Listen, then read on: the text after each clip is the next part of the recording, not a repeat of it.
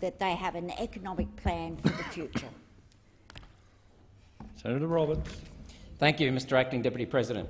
As a servant to the people of Queensland and Australia, I want to say that we support this bill, yet I want to identify a huge lack of integrity in the government. This is about building facades from the government. And I'm going to ask the people who we represent an important question. Remember the people that we're supposed to represent? What happened to fairness? What happened to honesty? What happened to service? So let's go through this bill's 3 parts. And while we're going through them, just remember what Senator Hanson said. 0.5% of tax revenue in this country is from multinationals, yet they use the assets that people have paid for.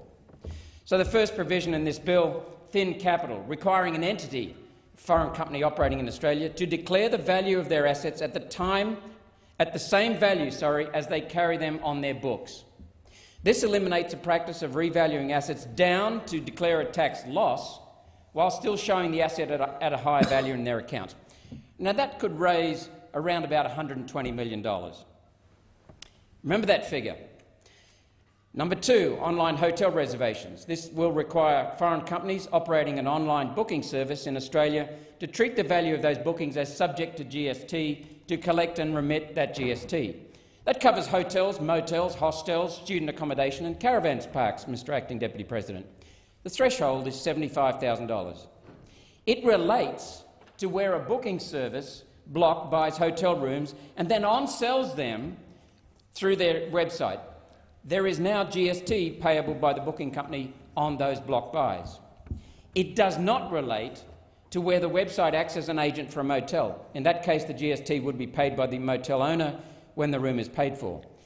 So this raises next to nothing. There's no figure given, in fact. So let's look at the third, luxury car tax. Sounds promising, doesn't it? When a luxury car is imported, the purchaser pays a luxury car import tax. If the purchaser has to send the car back for service or repair, then when it is re-imported, they have to pay the tax again. The legislation does not distinguish between importation and re-importation. Now it does. This will cost money, slight, small, but it's reasonable, but it is immeasurable. So how is this about multinationals paying fair tax? It isn't.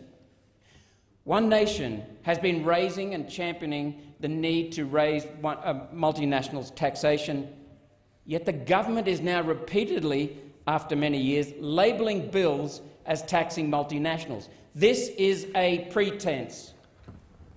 Further, it speaks to the complexity of our tax system, which is the most destructive system in this country, in my opinion, Mr Acting Deputy President. This bill is putting lipstick on a pig.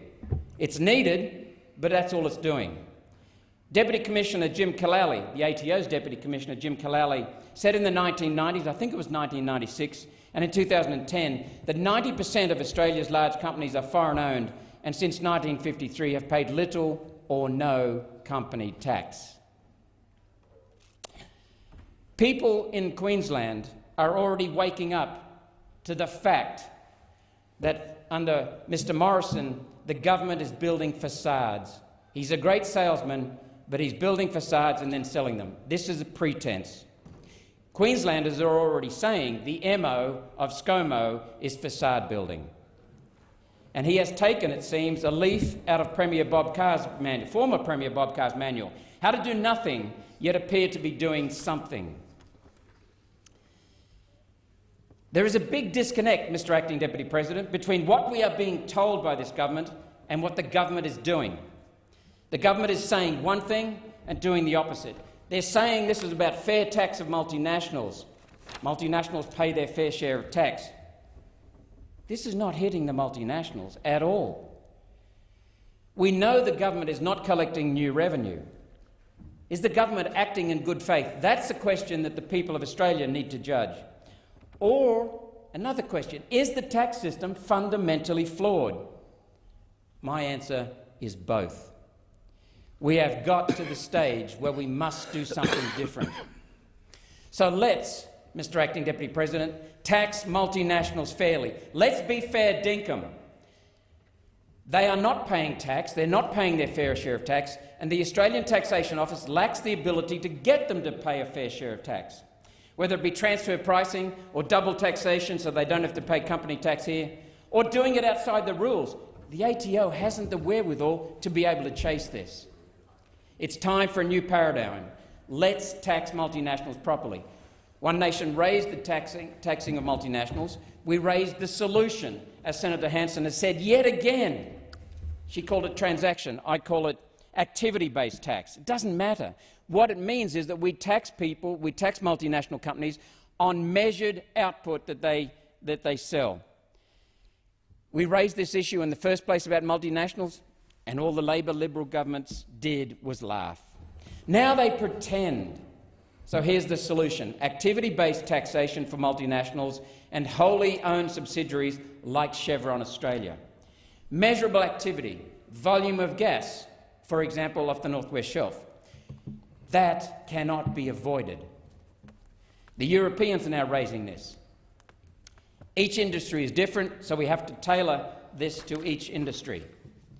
But let's have a look at something that's not talked about much, foreign multinationals, credit card companies. Visa, MasterCharge, American Express. They've been operating here for decades, more than 30 years, Mr. Acting Deputy President, yet have paid almost no tax. The average per month of interest-bearing debt that these credit companies hold is $30 billion. They charge for that debt, the credit card holders, 15 to 24%, and merchant fees of $5 billion per year. They've been here for more than 30 years, yet have never made a profit, supposedly. They recognise income, yet seem to conjure up balancing expenses. And governments, Liberal and Labor, have known about this for 30 to 40 years.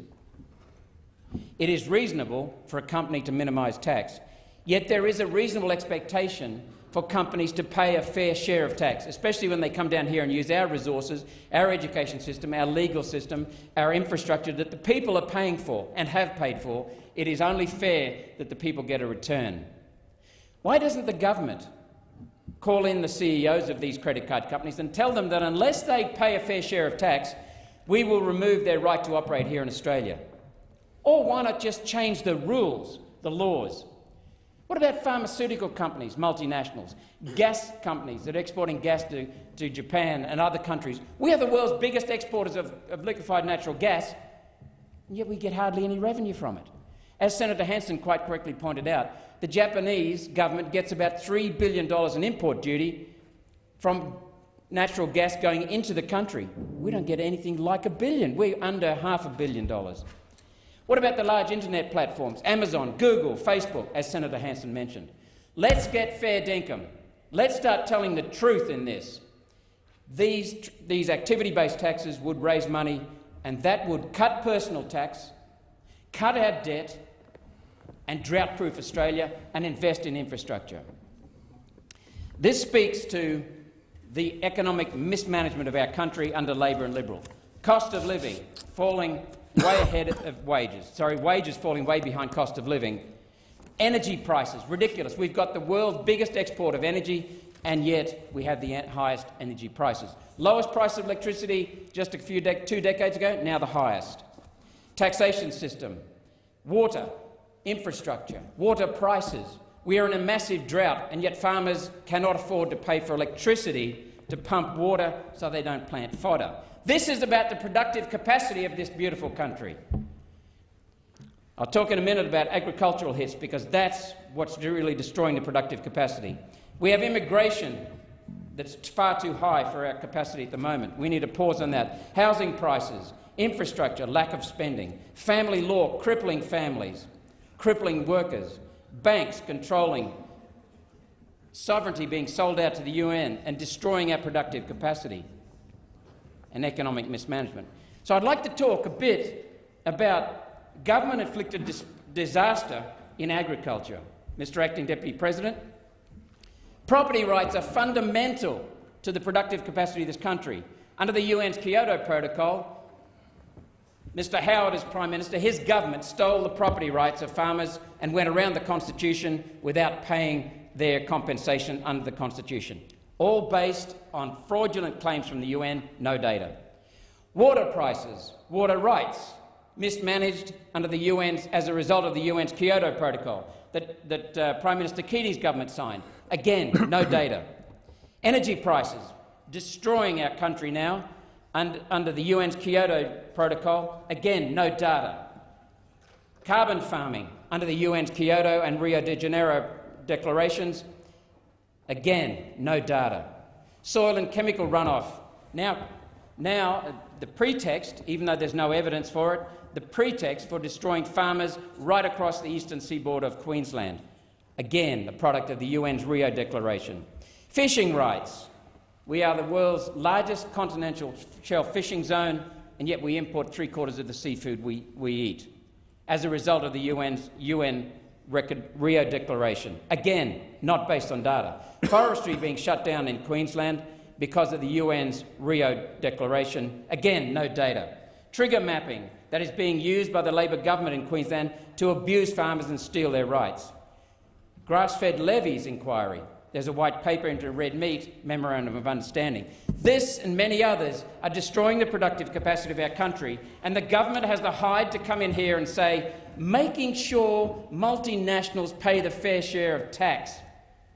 That is a scam. It's just a facade. Here's my question for the people. That's who we represent. That's who we serve. Why is the government coming up with these pathetic diversions and not governing Australia? Why is the government full of pretense? This is what happens when we have decades of Liberal Labor government. As Senator Hanson said, one nation has the policies that will provide the solution. We need a change from the Liberal Labor duopoly. Thank you, Mr Acting Deputy President.